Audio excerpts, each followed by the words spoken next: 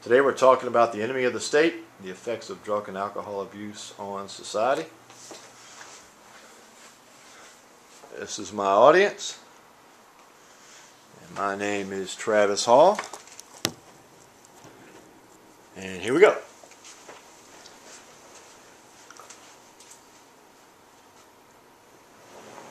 Today I want to talk to you about one of the gravest social dilemmas of our time, drugs and alcohol abuse.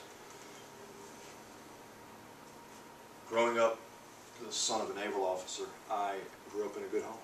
I was taught good, strong morals. I had a loving family. I grew up in the church. The last thing I thought I would do and end up being was a crackhead. But what started out partying and just hanging out in high school ultimately took me down roads I never thought I'd go down. And 18 years of drug addiction literally destroyed my life, robbing me of my health, my finances, and the relationships that I had with my children. Without a doubt, drugs and alcohol is one of the gravest social dilemmas of our time.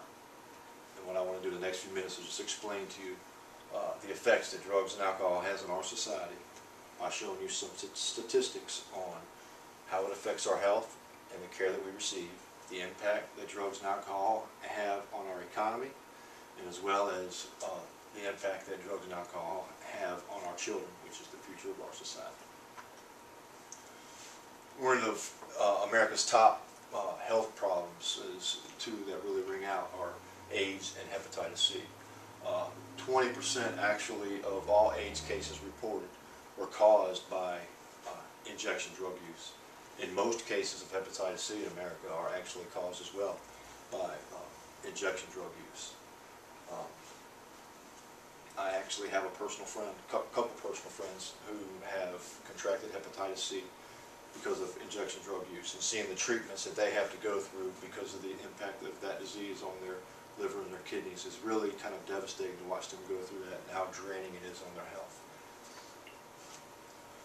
It also, drugs impacts the care that we receive. Medicaid costs not only the taxpayer. If you look at some of the costs according to the Agency for Healthcare Research and Quality, of the $24.4 billion of Medicaid hospital costs, $4.8 billion of that is substance abuse related. So it not only costs the taxpayer Medicaid money, but also prohibits that money that could be available for some other type of care, as well as bogging down the system with these people getting caught up with the paperwork and the appointments and things of that nature. The economy is a big hotspot today, and drugs and alcohol certainly has played its role in the decline of the economy. Dr. Norva Volkov, in her congressional testimony in 2007, actually stated that drug abuse and addiction are major burdens to society, and economic costs alone are estimated to exceed $500 billion. That's a lot of money.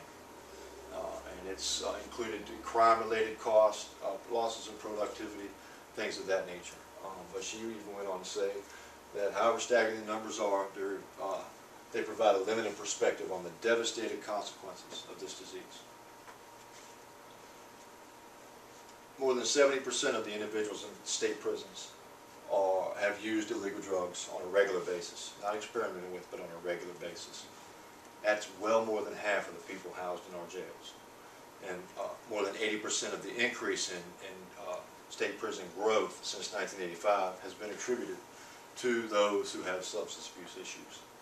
And we're talking about tax dollars here. We're talking about the impact on the economy, as average incarceration costs exceed $23,000 per inmate per year, with an estimated 2.3 million people incarcerated in the United States.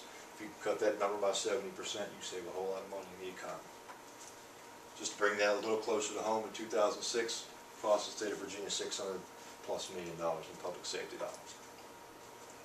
Our future, our children, 28 million children of addicted parents in America today. That brings these children at high risk to repeat the cycle. Most of your cases of child abuse and runaways are attributed to drug use and alcoholism in the homes. Cocaine abuse has been linked directly actually to sexual abuse in the home.